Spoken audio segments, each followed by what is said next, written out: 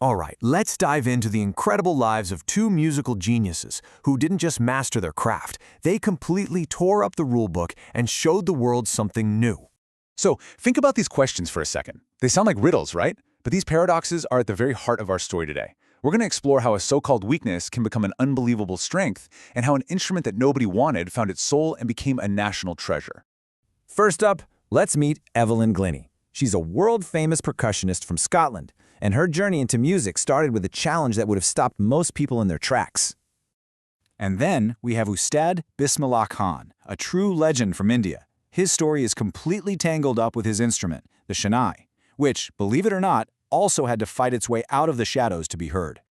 Now, to really get what makes him so special, you have to understand the huge obstacles they faced right from the get-go. For one, it was a literal wall of silence. For the other, it was a wall of prejudice against the very instrument he played. Can you even imagine being just 11 years old and being told your dream is impossible? That's what happened to Evelyn. Due to gradual nerve damage, she was losing her hearing, and the advice she got was to give up music and go to a school for the deaf. In her own words, her world suddenly looked black. A future in music seemed completely out of reach. Meanwhile, Bismillah Khan's beloved shehnai has a pretty wild backstory. It actually came from this other instrument called the pungi. And the pungi, well, let's just say it wasn't a crowd pleaser. In fact, Emperor Aurangzeb literally banned it from his court because its sound was so shrill and unpleasant. Yeah, the shehnai was basically born from an instrument nobody could stand. But here's where the magic happens, right? Out of that darkness and rejection came something totally new. This is the part of the story where they didn't just overcome their challenges, they completely rewrote the rules of the game. So this was the absolute game changer for Evelyn. Her teacher, Ron Forbes, did something brilliant. He didn't try to make her hear like everyone else. Instead, he told her to feel the music. He tuned two big drums to different notes and had her sense the vibrations. She could feel the higher notes in her upper body and the lower notes down in her legs. This wasn't just a clever trick. It was like she discovered a whole new way to understand sound. And you know what? The shehnai had a pretty similar glow-up. The pungi was a total flop.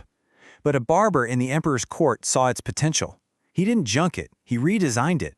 He made the pipe longer, broader, added more holes, and suddenly that awful shrill noise turned into something soft and beautiful. They called it the shehnai, and it was finally fit for a king. For Evelyn, this new way of sensing music became everything. It's not an exaggeration to say it was a full-body experience. She explains that music wasn't something distant. It literally pours in through every part of my body. That's why she often plays barefoot on wooden stages, so she can feel the vibrations come up through her feet. She doesn't just play music, she is the music. So, with these incredible new approaches, they didn't just get by, they soared. Let's talk about how they went from facing these massive hurdles to getting global recognition. Seriously, just take that number in for a second. Over 1,000 instruments. After that breakthrough moment, Evelyn was unstoppable. She toured the world with youth orchestras, and when she auditioned for the ultra-prestigious Royal Academy of Music, she got one of the highest scores in its entire history. She became an absolute master. And Bismillah Khan's moment was just wow. It was epic. His instrument became the voice of an entire nation at the most important moment in its modern history.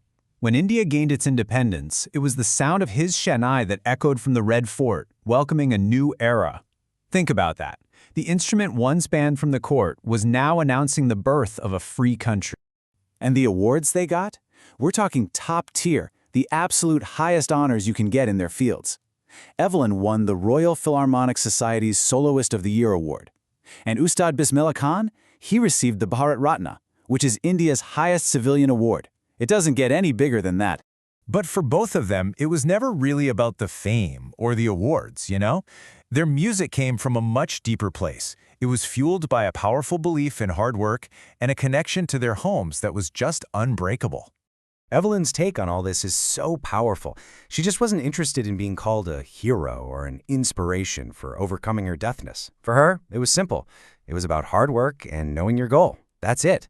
It's a message that puts the power right back in our own hands. And Bismillah Khan, man, his connection to his home was just unbreakable. He loved his city of Benares and the holy Ganga River so much that he famously turned down a huge opportunity to run a music school in the US. Why? He joked they'd have to bring the river with him. His music was literally rooted in the soil and water of his homeland. And what's so cool is how they both channeled that passion into giving back, but in their own unique ways. Evelyn, a self-proclaimed workaholic, pours her energy into giving free concerts in places like hospitals and prisons, and she always makes time to teach young musicians. And Bismillah Khan, a devout Muslim, became this beautiful symbol of India's unity by playing his shehnai every single morning at the famous Hindu Kashi Vishwanath temple. So, when you step back and look at it all, what's the lasting impact of these two incredible artists? Well, it's way bigger than just music. You can really see their journeys running on these amazing parallel tracks, can't you?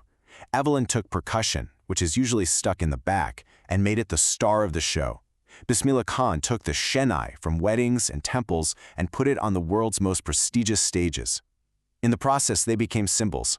Evelyn for what's possible despite disability, and Bismillah for the beauty of cultural harmony. And this quote, it just hits you right in the heart. It perfectly sums up what Evelyn's legacy means. For deaf kids watching her, she was living proof that their world didn't have to be small. She showed them that there was absolutely nowhere they couldn't go. As for Ustad Bismillah Khan, his final message to the world was simple but so powerful. He believed music was India's greatest treasure, a tradition that had to be passed on to keep the soul of the culture alive. So in the end, that simple phrase she inspired, if she can do it, I can. It echoes through both their stories, doesn't it? And it kind of makes you ask yourself, right, what are the limits we think we have? And what if those very things could become our greatest strengths?